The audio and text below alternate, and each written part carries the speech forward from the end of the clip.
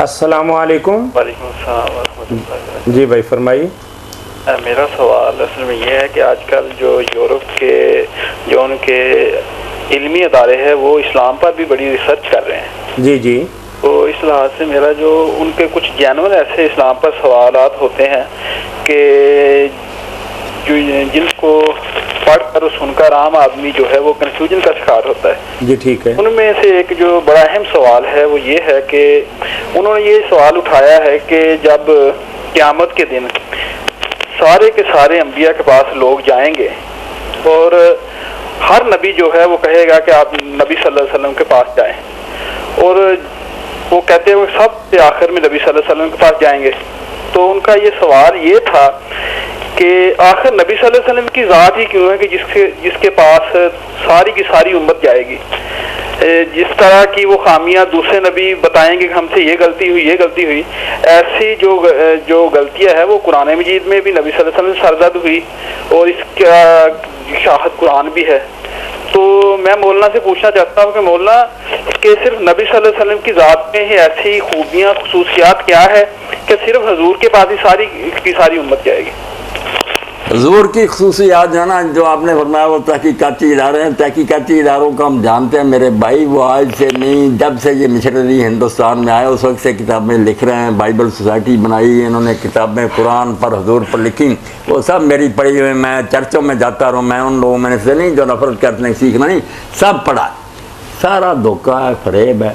آپ جتنے سوال ہیں نا وہ اکٹھے کر لیں، ماشاءاللہ آپ ان کا اگر دیکھتے ہیں لٹریچر تو کسی دن پھر مجھ سے ملاقات کریں، بے شک مسجد آ جائیں، گھر بیٹھ کر جائزہ لے لیں گے۔ ایک رائی برابر بھی اس میں کوئی چیز نہیں، کوئی وزن نہیں، صرف پریشان کرنے کی باتیں۔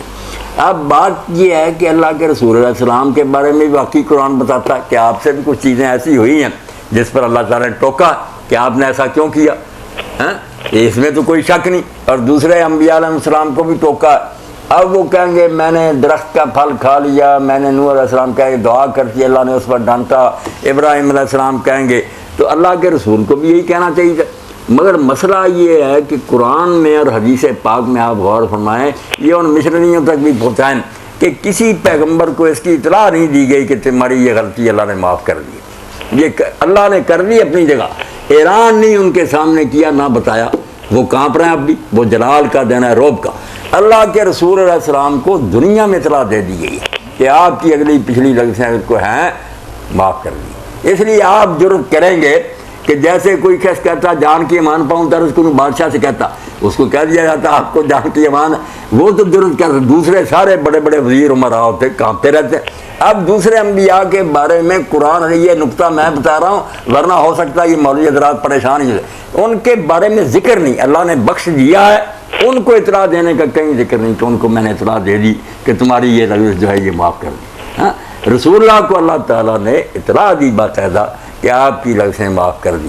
اسی لیے آپ کے اس صفات کے موقع پر آتا کہ آپ وہ ہیں جن کی لغزشیں اللہ تعالیٰ نے پہلی پچھلی معاف کی۔ یہی تو ریفرنس دیں گے لوگ، اور حضور بھی کہیں گے ہاں انا لہا، میرا یہ منصب ہے۔ باقی اس سے دوسرے انبیاء کی تنقید اور توہین جو نکالتا ہے کہ وہ کسی کام کے نہیں، نادان ہے، کافر ہے، وہ سارے اللہ کے جلیل القدر انبیاء ہیں، ہمارے سروں کے تاج ہیں، ہمارے استاد تھے، جیسے پہلی جماعت سے لے کر ایم اے تک جو سارے اساتذہ قابل احترام۔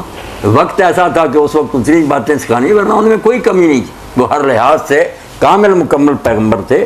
جو توہین کرے گا وہ مسلمان ہی رہے، کسی پیغمبر کے بارے میں کوئی سوچ بھی نہیں سکتا۔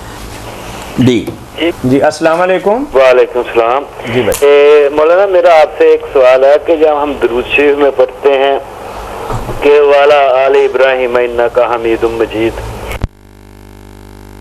ابراہیم کو یہودی نصارہ نہیں، آل ابراہیم خود رسول اللہ بھی ہیں سب سے بڑھ کر، کیونکہ اسماعیل علیہ السلام بھی تو بڑے بیٹے تھے، ان کی آل کو ابراہیم علیہ السلام کی آل سے باہر نہیں، اور آل اسماعیل کی ہو یا اسحاق کی ہو، اگر وہ نائل ہوگی اپنی بد کرداری کی وجہ سے کوئی درود نہیں ہوتا۔ اس لیے جو سمجھتے نا کہ آل محمد میں سب کنجر آ گئے، بے شک وہ شراب پئیں، کوئی بات نہیں۔ اللہ کے رسول علیہ السلام کا بیٹا تھا نوح علیہ السلام کا، انہوں نے کہا اللہ میرا بیٹا، فرمایا نہیں، انہ لیس من علی، میں نہیں اس کو تیرے گھر والوں مانتا، انہ عمل صالح غیر صالح، کام اس کے گندے۔ اس لیے پیغمبر کا اپنا بیٹا پشت سے مردود ہوگا، کوئی نسب کو نہیں دیکھا جاتا. اگر کوئی شخص آل رسول میں سے اور اس کو اپنا سنبھال کے رکھتا ہے, کام بھی وہ کرتا جو آل رسول کے لائق ہے, وہ اس کا حقدار ہے. یہود نصارہ تو آپ دیکھنا قرآن لعنت سے بھرا ہوا ہے ان پر, ان کے پیغمبروں نے لعنت کی, بائبل کا صحیفے بالکل ان کو چھنار اور بدکار عورتیں کہا. کیا ہے یہ یہودی عیسائی؟ کچھ نہیں. یہ اپنے نبیوں کی زبان پر بھی ملعون ہے, قرآن بھی ملعون ہے. آل ابراہیم میں سے ہوں یا آل محمد, نیک جن کا ایمان ٹھیک ہے, عمل اچھا ہے, ورنہ کوئی نہیں. درود شریف اتنا سستا نہیں ہے کہ وہ حرام زادوں اور بدماشوں تک جائے, بالکل نہیں. نیکوں کا حصہ. اس میں ہم مولانا اس میں ہم جو ہے نا وہ حضور اکرم صلی اللہ علیہ وسلم پر یا اسماعیل کی اولاد پہ تو دودھ بھیج ہی رہے ہیں, لیکن یہ ساتھ جو ہم نتھی کر رہے ہیں اس میں جو ہے وہ نہیں, اس میں بھیج نہیں. آپ کو میرے بھائی سوچنا چاہیے, اس میں بھیج نہیں رہے. اب آل ابراہیم پر کوئی ہم درود بھیج رہے ہیں, حوالہ دے رہا ہے ماضی کا کہ جیسے تو نے ابراہیم اور اس کی آل پر رحمتیں کی تھی, رسول اللہ اور اس کی آل پر رحمت کر. دعا تو صرف حضور اور آپ کی آل کے لیے, کوئی ابراہیم کیا, وہ پچھلا دے رہا ہے واقعہ ماضی کا کہ تو نے ان پر رحمتیں کی تھی, اسی طرح کی رحمتیں حضور پر فرما. اب تو نہیں کہہ رہے کہ اس آل ابراہیم ساری کو عبارت تو پڑھے نا, کما صلیت ماضی, جیسے تو نے درود بھیجا تھا. اب نہیں, ان پر بھیجنا صلی رحمت بھیج حضور پر ان کی حال. جی فرمائیے بھائی. مفتی صاحب نے پوچھنا جی سر نماز پڑھن لگیا کوئی نہ کوئی خیال ہے, کوئی نہ کوئی خیال ذہن جا جاتا ہے, یہ متعلق ہی پوچھنا ہے, مطلب کی ہونا چاہیے. لقمان بھائی آپ نے جو بات پوچھی اس کے بارے میں ذہن میں بٹھانے کی بات یہ ہے کہ جب اللہ تعالیٰ نے یہ بوجھ ہم پر نہیں ڈالا کہ ہم ایسی نماز پڑھیں جس میں کوئی خیال نہ آئے, جی جی, تو ہم خواہ مخواہ اپنے بوجھ کو کیوں بھاری کر لیتے ہیں, اور جب وہ نہیں ہو اٹھایا جا سکتا تو پھر پریشان ہوتے ہیں. دین کا یہ مطالبہ مجھ سے اور آپ سے نہیں ہے کہ نماز ایسی پڑھیں جس میں کوئی خیال نہ آئے. ظاہر ہے جب ہم کام کاج میں لگے رہتے ہیں تو اس میں سے نکل کر نماز کی طرف جائیں گے تو خیالات تو وہ سارے آتے رہیں گے. دین میں کوئی نہیں ایسے روکا گیا, صرف یہ ہونا چاہیے کہ جہاں تک میرے اور آپ کے بس میں ہم کوشش کریں کہ جو کچھ پڑھ رہے ہیں نا اس کو سمجھنے کی کوشش کریں. اگر محنت کریں تو زندگی بھر میں 1-2 صفحے کی تو یہ ساری نماز ہے, اس کے معنی یاد کر لیں, وہ ذہن میں رکھیں. اور ایک تدبیر یہ کریں, بہت آزمودہ اور نیک رو لکھی ہے کہ اگر وہاں کوئی شخص ڈسٹرب نہیں نہ ہو رہا, سویا نہیں یا نماز نہیں پڑھ, تو آپ نماز کوئی بھی ہو نا وہ ذرا اونچی آواز سے پڑھے, اتنی کہ آپ کے کانوں تک آواز آئے ساری.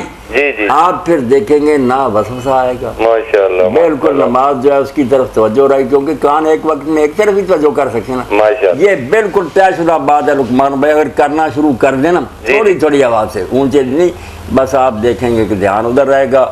اور مانا جو ہے ان کی طرف بھی دھیان کرنا چاہیے کہ میں جو پڑھ رہا ہوں سمجھوں کہ اپنے اللہ تعالیٰ سے کیا عرض کر رہا ہوں. تھوڑی سی محنت کر کے 2-4 دن میں یہ دعاؤں کے مانا یاد کر لیے جائیں.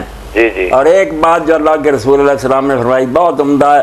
ٹھیک ہے ہم بشر ہیں, ہر وقت نہیں اس پر عمل کر سکتے, مگر آپ نے فرمایا کہ لوگوں جب تم نماز کے لیے کھڑے ہو نا فصلی صلاۃ مؤذن, تو اس وقت صرف اتنا سوچ لو اللہ اکبر کہنے سے پہلے کہ شاید میری یہ دنیا میں آخری نماز, میں رخصت ہو رہا ہوں دنیا سے.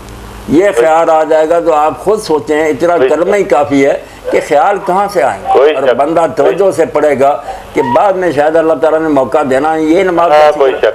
فصلی صلاۃ مؤذن, ایسی نماز پڑھ جیسے دنیا سے رخصت ہوتے ہوئے کو پڑھتا. باقی جب ہم بخاری شریف میں پڑھتے ہیں کہ حضرت عمر رضی اللہ عنہ فرماتے ہیں میں نماز پڑھ رہا ہوتا ہوں اور میرا خیال شام کی سرحدوں پر ہوتا, جہاں لشکر ہوتے ہیں کہ اس سپاہی کو ادھر ہونا چاہیے, اس کمانڈر کو ادھر ہونا چاہیے, دن رات اللہ کی راہ, تو ان کا یہ خیال بھی آپ دیکھتے ہیں لقمان بھائی کہ دنیا بھی نہیں تھا, یہ بھی دینی تھا, جہاد کی فکر کے اسلامی لشکر جیت جائیں. تو کام اچھوں میں لگا رہا ہے نا آدمی, پھر نماز میں بھی آئیں گے تو اچھے خیال ہی آئیں گے. اگر اٹھ کر جائیں ہم بدماشی سے, اللہ توفیق دے کہ نماز تو ہم پڑھنے ورنہ بری صحبت ہے, تو پھر برے ہی خیال ستائیں گے. ذرا اونچی آواز سے پڑھنے کا نا میرے بہن بھائی تجربہ کریں, تھوڑا اونچی, الحمدللہ اپنے کانوں تک آواز آئے, سب وسوسے بھاگ جائیں. جی الحمدللہ. جی اچھا سر عرض کرنی تھی کہ میں زکوٰۃ نکالتا ہوں, ہاں وہ زکوٰۃ جو ہے میں اپنے پاس مسز کے پاس رکھ دیتا ہوں.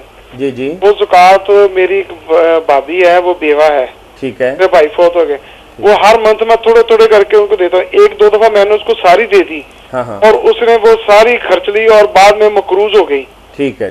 تو میں نے یہ 2 سال سے یہ کر رہا ہوں کہ گھر میں سنبھال کے رکھ لیتا ہوں مسز کے پاس, वो हर मंथ उसको उसमें से थोड़े थोड़े पैसे दे देता हूँ, ये काम ठीक है कि नहीं? आपका ये काम बिल्कुल ठीक है, शरीयत के मुताबिक है, हिकमत और दानाई पर मबनी है। आपने जैसे फरमाया दे देते हैं तो सारे ख़राब कर देती हैं, बाद में फिर मजबूर होते हैं कर्ज लेने पर। तो आप बहुत अच्छा कर रहे हैं कि अपनी निगरानी में रखते हैं, ज़रूरत के मुताबिक उनको देते भी रहते हैं।